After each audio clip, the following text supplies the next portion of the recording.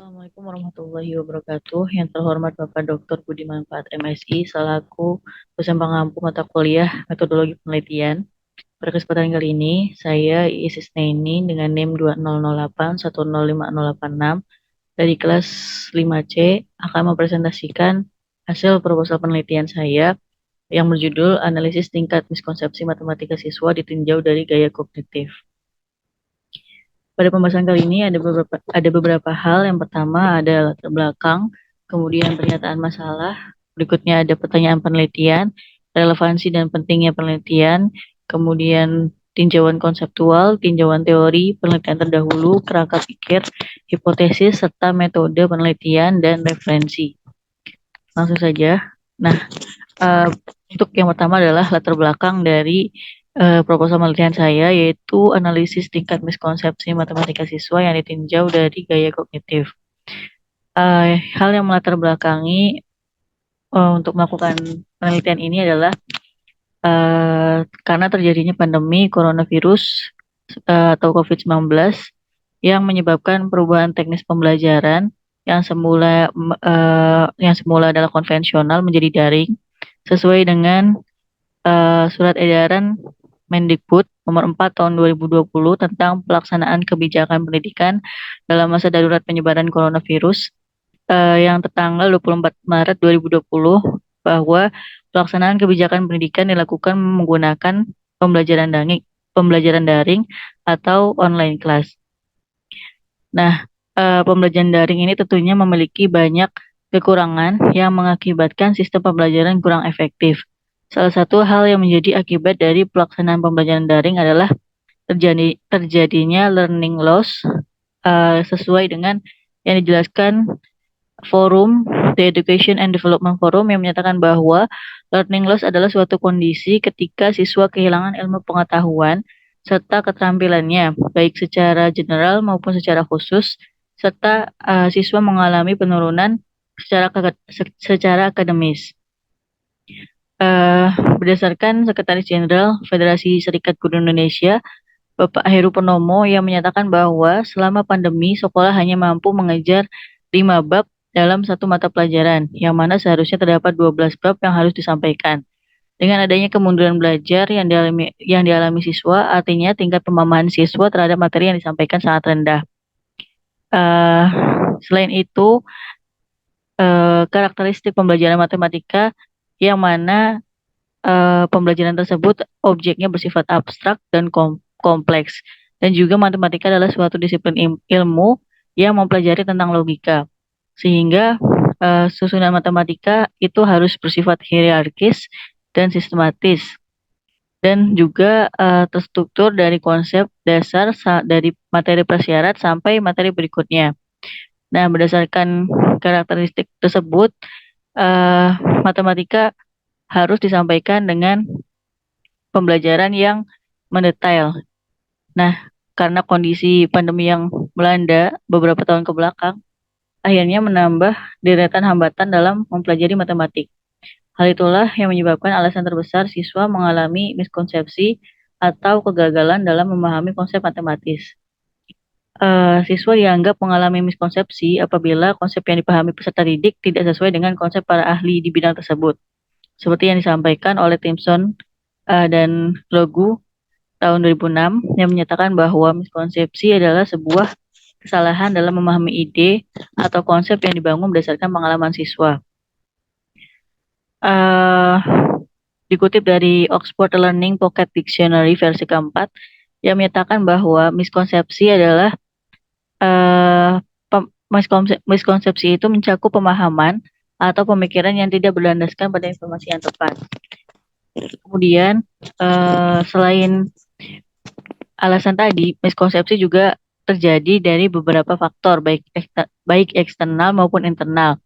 Faktor eksternal yang mempengaruhi miskonsepsi adalah ketidakmampuan guru dalam penyampaian materi dan tidak menguasai dengan baik. Model pembelajaran juga yang dilakukan tidak tepat. Salah satunya adalah model pembelajaran secara daring.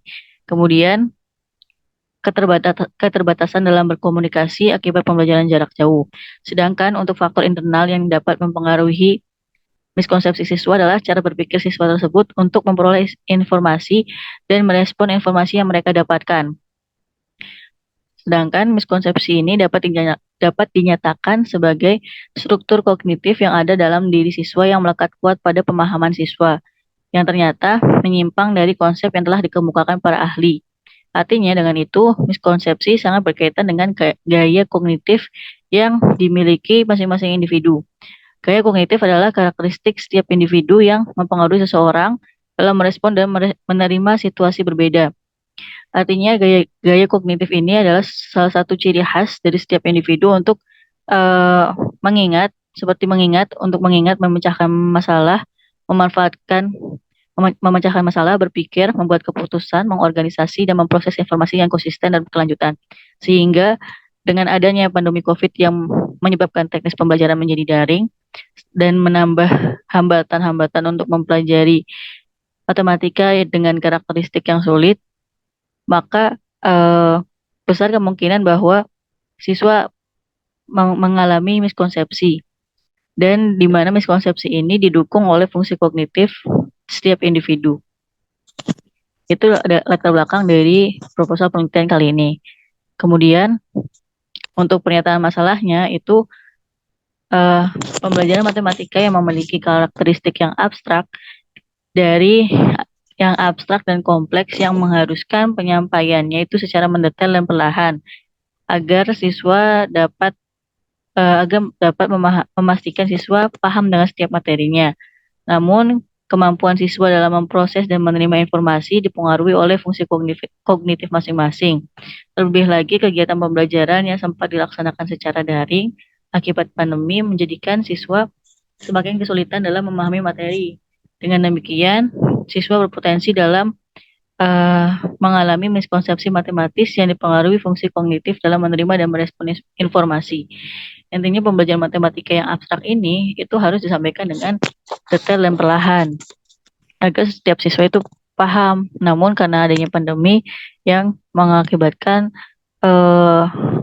pembelajaran berubah menjadi daring dan muncullah kemunduran akademis yang bernama learning loss atau kehilangan pengetahuan yang akhirnya memperparah tingkat miskonsepsi matematis siswa, yang mana tingkat miskonsepsi ini dipengaruhi oleh fungsi kognitif untuk menerima dan merespon informasi. Berikutnya, untuk pertanyaan penelitian dalam proposal kali ini adalah bagaimana kondisi miskonsepsi matematis yang dialami siswa pasca pandemi COVID-19. Apakah miskonsepsi matematis ini pasca pandemi itu meningkat dengan signifikan atau dengan tidak signifikan atau bahkan tidak mengalami peningkatan sama sekali. Kemudian pertanyaan yang kedua, bagaimana situasi miskonsepsi matematis ditinjau dari gaya kognitif. Jadi apabila kita tinjau dari fungsi kognitifnya, dari gaya kognitifnya, apakah miskonsepsi tersebut berubah signifikan atau seperti apa? Kemudian pertanyaan yang ketiga, bagaimana pengaruh gaya kognitif field independent dan field dependent terhadap miskonsepsi matematis siswa? Jadi dalam aspek psikologis, gaya kognitif itu dibagi menjadi dua, field independent dan field dependent. Nah, dari dua hal tersebut, mana yang paling mempengaruhi miskonsepsi matematis siswa? Berikutnya, relevansi dan pentingnya penelitian ini. Yang pertama, penelitian ini itu perlu dilakukan untuk mengetahui seberapa besar atau tingkat miskonsepsi yang terjadi di kalangan siswa terhadap pembelajaran matematika setelah melangsungkan kegiatan pembelajaran secara daring pada saat pandemi COVID. Jadi intinya penelitian itu dilakukan untuk mengetahui tingkat miskonsepsi siswa itu setinggi apa setelah melakukan pembelajaran daring pasca pandemi. Dan juga penelitian ini dilakukan untuk mengetahui seberapa besar pengaruh gaya kognitif baik field independent maupun field dependent dalam menekan tingkat miskonsepsi siswa di situasi tersebut. Kemudian hasil dari penelitian ini juga bisa menjadi evaluasi untuk melaksanakan pembelajaran karena telah mengetahui seberapa besar tingkat miskonsepsi yang dialami siswa serta pengaruh gaya kognitif yang signifikan terhadap miskonsepsi matematis tersebut. Artinya ketika kita telah mengetahui bahwa situasi pasca pandemi itu ternyata tingkat miskonsepsi di kalangan siswa itu besar, akhirnya kita bisa mengevaluasi pembelajaran kita untuk menurunkan tingkat miskonsepsi tersebut dan mengurangi mencegah kemunduran atau learning loss kembali. Kemudian setelah mengetahui tingkat miskonsepsi, kita lihat dari gaya kognitifnya. Ternyata apakah gaya kognitif fit independent atau fit dependent yang paling berpengaruh untuk menekan tingkat miskonsepsi tersebut. Siswa dengan gaya kognitif seperti apa yang banyak mengalami miskonsepsi tersebut. Kemudian untuk tinjauan konseptual, yang pertama itu ada pengertian dari analisis. Berdasarkan Pedoman Umum Ejaan Bahasa Indonesia atau PUEB, analisis adalah suatu penyelidikan terhadap sebuah kejadian agar dapat mencari tahu kebenaran, menguraikan pokok-pokok, dan menelaah menjadi bagian-bagian. Analisis adalah suatu proses memecahkan data-data menjadi bagian yang lebih sederhana yang didasari pada elemen dan struktur tertentu. Disampaikan juga oleh Komaria dan Satori pada tahun 2017 bahwa analisis itu salah satu bentuk upaya dalam memecahkan suatu permasalahan menjadi komponen-komponen, sehingga tatanan yang telah dipecahkan tersebut dapat diketahui dengan jelas dan dipahami maknanya. Kemudian analisis juga dapat diartikan sebagai aktivitas atau kegiatan penyelidikan yang berisikan beberapa kegiatan seperti membedakan, memilah sesuatu untuk digolongkan dan dikelompokkan kembali menurut kelompok tertentu. Kemudian dicari kaitannya dan ditafsirkan maknanya.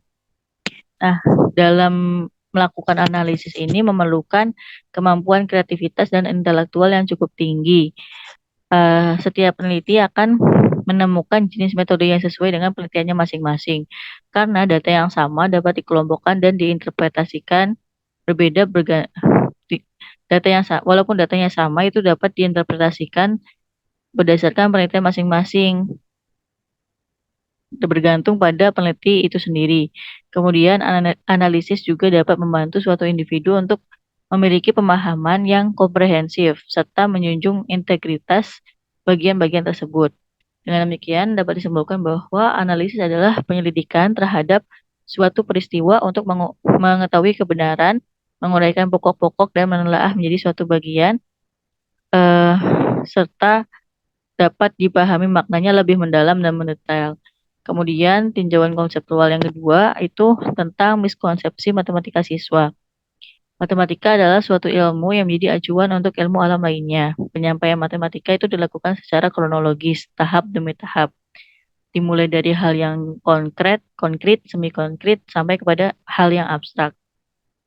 Nah, penyampaian konsep yang dari sederhana sampai ke kompleks itu harus sesuai dengan urutan dan saling berhubungan. Apabila siswa tidak memahami materi sebelumnya yang menjadi materi prasyarat, maka siswa tersebut akan mengalami kesulitan untuk pemahaman materi berikutnya. Nah, selain itu akan menjadi suatu permasalahan apabila siswa atau justru guru yang menyampaikan materinya kurang tepat dan siswa tidak memahami konsep matematika tersebut. Nah, hal itulah yang dinamakan miskonsepsi matematika siswa. Kemudian, miskonsepsi dalam matematika adalah sebuah kesalahan atau penyimpangan terhadap hal yang benar yang bersifat sistematis dan konsisten ataupun insidental dalam menyelesaikan soal matematika. Miskonsepsi itu sendiri berasal dari bahasa Inggris yang mana asal katanya dari misconception, yang artinya adalah pemahaman yang salah atas konsep yang tidak sesuai dan tidak sejalan dengan pengetahuan ilmiah dan definisi para ahli. Miskonsepsi adalah gabungan dari dua kata, yaitu kata mis dan konsepsi. Mis artinya suatu kesalahan, dan konsepsi adalah sebuah pemahaman. Berdasarkan terminologi, miskonsepsi adalah pemahaman yang salah. Kemudian ketika sama seperti ketika seseorang salah mengkomunikasikan sesuatu, maka hal tersebut dinamakan miskomunikasi. Begitu juga miskonsepsi, yang mana ketika seseorang menyampaikan suatu hal yang salah, maka dinamakan miskonsepsi.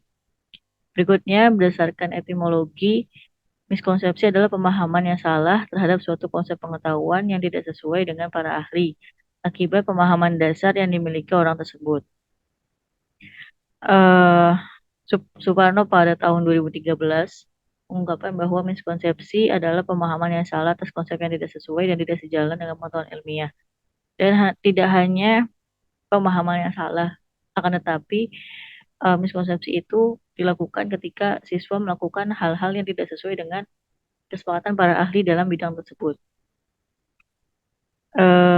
Miskonsepsi itu juga struktur kognitif yang kuat, namun tidak sesuai pada pemahaman bidang tersebut yang mengganggu siswa dalam menerima pemahaman baru. Literatur yang ketiga yaitu mengenai gaya kognitif. Setiap siswa mempunyai kepribadian yang identik dan tidak ada dalam kepribadian siswa yang lainnya. Nah, perbedaan setiap orang dalam membuat susunan, mengorganisasi, dan memproses informasi disebut sebagai gaya kognitif. Gaya kognitif adalah suatu ciri khas terhadap setiap individu dalam menggunakan fungsi kognitifnya seperti mengingat, memecahkan masalah, membuat keputusan, mengorganisasi, dan memproses informasi secara konsisten dan berlangsung lama. Kemudian, Wolfok mengungkapkan bahwa gaya kognitif ialah cara berbeda untuk melihat, mengenal, dan menerima informasi setiap individu serta merespon serta masing-masing individu tersebut memiliki kemampuan yang berbeda atas respon informasi yang mereka dapatkan. Nah, gaya kognitif ini menjadi salah satu faktor yang mempengaruhi kemampuan siswa dalam memahami materi karena fungsi kognitif yang berperan menerima dan merespon informasi. Berikutnya, itu ada tinjauan teori. Nah, untuk teori yang digunakan dalam proposal penelitian kali ini, itu untuk miskonsepsi, saya menggunakan teori Newman Error Analysis, di mana teori Newman Error Analysis ini menjadi standar dari indikator-indikator miskonsepsi para peneliti lain. Nah,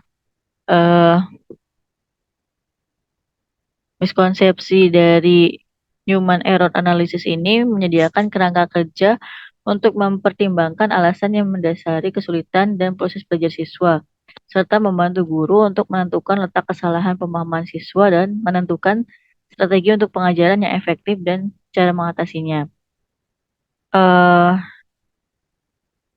Untuk indikator-indikator kesalahan dalam pemahaman dalam teori Newman ini itu ada beberapa, ada 5 tepatnya. Yang pertama itu ada indikator kesalahan membaca atau reading, di mana siswa itu mengalami kesalahan dalam membaca kata-kata penting dalam pernyataan dan informasi utama. Siswa juga tidak menggunakan informasi tersebut untuk menyelesaikan soal. Berikutnya, indikator kesalahan kedua yaitu pemahaman atau comprehension. Siswa itu sebenarnya sudah dapat memahami soal, tetapi belum menangkap informasi yang terkandung dalam pertanyaan, sehingga siswa tidak dapat memproses lebih lanjut solusi dari permasalahan tersebut. Indikator kesalahan yang ketiga adalah transformasi atau transformation. Artinya siswa gagal dalam memahami soal-soal untuk diubah ke dalam kalimat matematika yang benar. Kemudian indikator keempat yaitu keterampilan proses. Siswa gagal dalam menggunakan kaidah atau aturan yang benar, melakukan kesalahan dalam perhitungan. Kemudian yang terakhir adalah kemampuan mengkode dan penarikan kesimpulan. Jadi dari 5 indikator ini, itu dari indikator Human Error Analysis ini menjadi patokan dari seluruh miskonsepsi yang ada. Nah, Human Error Analysis tersendiri itu ada 5 indikator kesalahan. Pertama, membaca. Siswa itu tidak bisa mengetahuinya, itu siswa tidak bisa mencerna informasi yang ada di dalam soal. Kemudian indikatornya pemahaman atau comprehension. Nah, dia membaca semua soal dengan benar, namun tidak mampu memahami informasi yang didapatkan dari soal tersebut. Kemudian indikator ketiga, transformasi. Siswa sudah membaca dengan benar, siswa juga sudah memahami makna yang ada, akan tetapi tidak bisa mentransformasikan atau mengubah soal tersebut ke dalam bentuk matematis. Yang berikutnya adalah keterampilan proses. Artinya, setelah melakukan 3 tahapan sebelumnya, namun pada saat memproses itu tidak bisa dilanjutkan karena mungkin mengalami kesalahan menghitung atau kesalahan dalam menggunakan konsep dan lain sebagainya. Serta terakhir yang paling sering terjadi adalah siswa seringkali salah menuliskan notasi-notasi matematis dan tidak memberikan kesimpulan akhir ketika telah menemukan jawabannya. Itu teori yang digunakan untuk mengukur miskonsepsi. Kemudian teori yang digunakan untuk mengukur gaya kognitif adalah berdasarkan Witkin yang menjelaskan bahwa gaya kognitif itu ditinjau dari dari aspek psikologis. Nah, dari aspek psikologis ini dibagi menjadi dua jenis, yaitu field independent dan field dependent. Uh, Gaya kognitif dari field dependent itu bergantung pada struktur lingkungannya. Proses belajar mereka bergantung pada pengalaman, serta mereka lebih gemar mempelajari lingkungan dan memilih situasi pembelajaran yang sesuai dengan perasaan dan pengalaman, serta berorientasi sosial. Nah, ciri khas dari gaya kognitif field dependent ini adalah cenderung untuk berpikir global, menerima struktur yang sudah ada, memiliki profesi yang mengutamakan keterampilan sosial. Kemudian cenderung juga mengikuti tujuan yang sudah ada serta lebih tertarik pada hal-hal eksternal.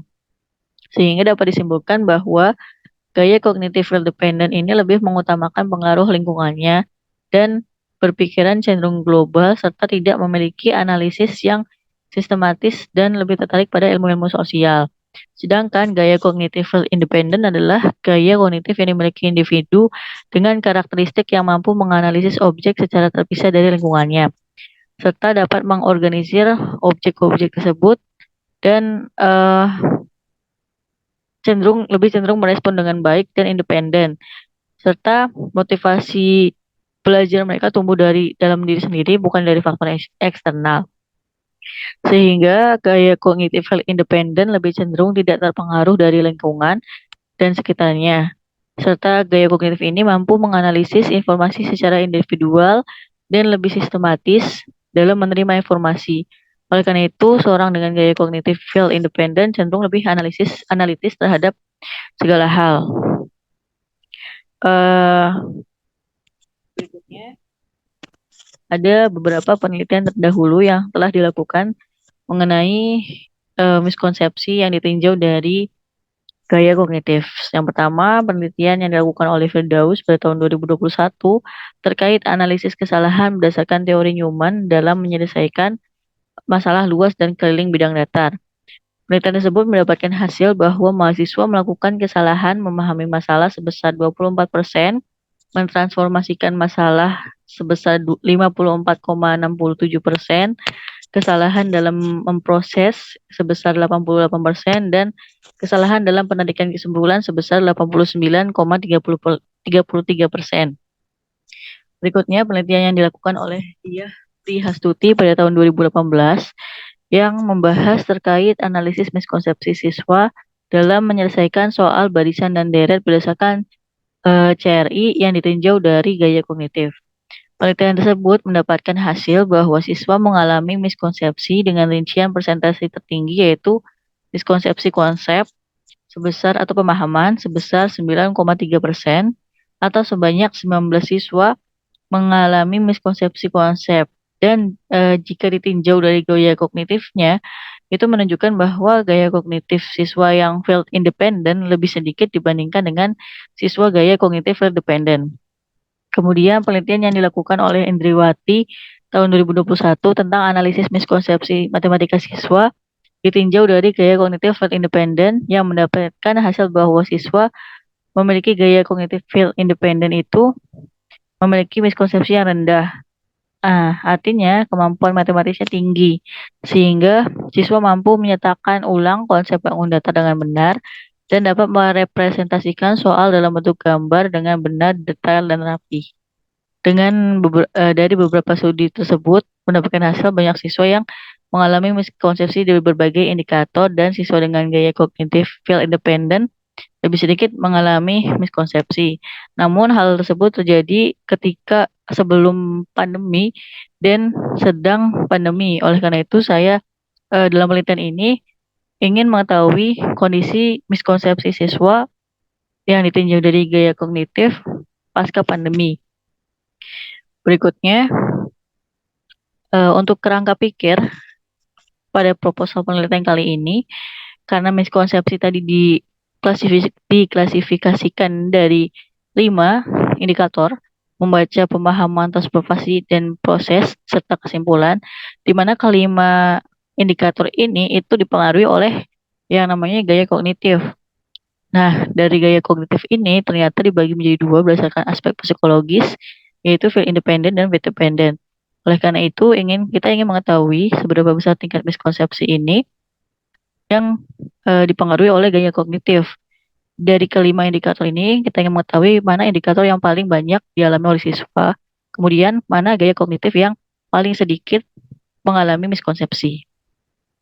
Berikutnya, hipotesis penelitian yang diajukan yaitu diduga tingkat miskonsepsi matematika siswa terhadap pembelajaran itu meningkat akibat pelaksanaan pembelajaran jarak jauh ketika pandemi, serta tingkat miskonsepsi siswa yang tingkat miskonsepsi matematika siswa itu pasti mungkin dipengaruhi oleh gaya kognitif matematika siswa, gaya kognitif masing-masing siswa. Namun, dalam hal ini untuk gaya cognitive independent akan sedikit siswa yang mengalami miskonsepsi. Berikutnya adalah metode penelitian. Pada penelitian kali ini itu jenis penelitiannya adalah penelitian deskripsi dengan pendekatan kualitatif. Nah, penelitian ini menggunakan penelitian deskriptif yang menggambarkan fenomena kejadian yang telah ada. Dalam hal ini, proposal ini akan menggambarkan tingkat miskonsepsi siswa dan gaya kognitif siswa. Dan pendekatan kualitatif adalah prosedur penelitian yang menghasilkan data berupa kata-kata, tertulis, ataupun lisan dari individu dan perilaku yang sedang diamati. Berikutnya, tempat penelitiannya itu ada beberapa sekolah, dari 4 sekolah yang ada dari Kabupaten dan Kota Cirebon. Yang itu ada SMP Negeri 1 Palimanan, SMP Negeri 2 Palimanan, MTS Negeri 1 Kota Cirebon, dan MTS Negeri 2 Kota Cirebon. Tempat ini dipilih berdasarkan keingintahuan apakah terdapat perbedaan pembelajaran atau apakah terdapat perbedaan tingkat miskonsepsi dari sekolah yang ada di kabupaten dengan kota serta sekolah yang berbasis agama maupun umum. Berikutnya untuk waktu penelitiannya, tahap persiapan dimulai dari Maret sampai Mei 2023, tahap pelaksanaannya adalah Agustus sampai Oktober 2023, dan tahap pembuatan laporannya adalah Oktober sampai Desember 2023. Berikutnya, populasi dan sampel penelitian. Nah, populasi dalam penelitian kali ini itu adalah semua siswa kelas 9 di sekolah tersebut. Sedangkan sampel penelitiannya adalah siswa kelas 9 dari 2 kelas di setiap sekolah yang ada. Subjek penelitian ini dipilih menggunakan grup MDIT figure test yang merupakan adopsi dari pertanyaan yang dibuat oleh Witkin yang menciptakan teori gaya kognitif berdasarkan aspek psikologi. Nah, penentuan subjek dalam penelitian ini juga menggunakan teknik purposive sampling dengan pertimbangan memiliki kecenderungan terkuat dari masing-masing gaya kognitif, feel independent maupun dependent. Nah, siswa dengan gaya kognitif feel independent itu yang memperoleh skor antara 0 sampai 11, sedangkan siswa yang memiliki gaya kognitif feel dependent akan memperoleh skor antara 12 sampai 18. Kemudian variabel penelitian dalam penelitian ini adalah variabel independennya itu gaya kognitif siswa, sedangkan variabel terikat atau variabel dependennya adalah tingkat konsepsi matematika siswa. Berikutnya untuk teknik dan instrumen pengumpulan data yang digunakan itu ada 3. Yang pertama metode tes. Nah, metode tes ini digunakan untuk metode tes miskonsepsi dan tes gaya kognitif. Nah, metode tes untuk miskonsepsi itu akan berupa tes uraian yang terdiri dari beberapa soal untuk mengetahui apakah siswa tidak memahami konsep atau mengalami miskonsepsi atau tidak. pada pembelajaran matematika. Nah, dalam hal ini, materi yang akan diujikan adalah materi fungsi komposisi, di mana siswa kerap kali tidak memahami konsep dari fungsi komposisi itu sendiri.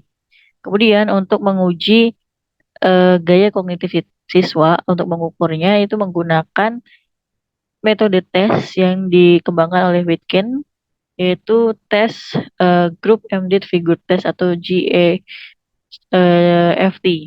Nah, eh, tes ini itu akan menggolongkan siswa apakah termasuk dalam kategori field independent atau field dependent.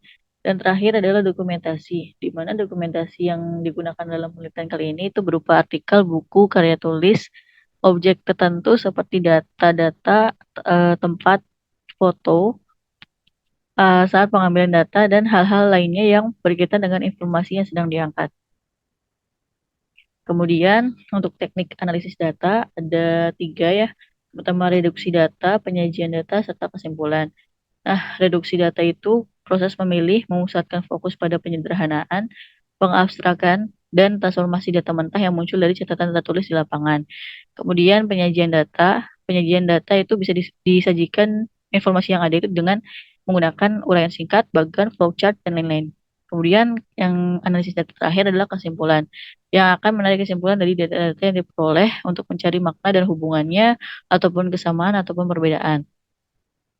Eh, Mungkin sekian dari saya untuk proposal penelitian kali ini. Jadi latar belakangnya tadi ingin mengetahui tingkat miskonsepsi matematika siswa setelah adanya pandemi dan melaksanakan pembelajaran daring, serta ada fenomena learning loss yang muncul akibat pembelajaran daring tersebut. Kemudian dari situ ingin mengetahui juga tingkat miskonsepsi jika ditinjau dari gaya kognitif. Nah, yang gaya kognitif ini karena ditinjau dari aspek psikologis, maka eh, penelitian ini juga ingin mengetahui apakah field independent atau field dependent yang paling banyak mengalami miskonsepsi. Caranya dengan menggunakan metode tes tersebut. Eh, Kemudian untuk referensi yang digunakan ada beberapa. Yang pertama dari Adila tahun 2021 tentang analisis miskonsepsi siswa dalam menyelesaikan permasalahan matematika menggunakan meta konsep ditinjau dari gaya belajar. Kemudian Aini tahun 2020 yang berjudul Analisis Miskonsepsi Matematika Siswa pada Operasi Hitung Pecahan Desimal dan lain sebagainya. eh Mungkin sekian dari saya, kurang dan lebihnya mohon maaf. Assalamualaikum warahmatullahi wabarakatuh.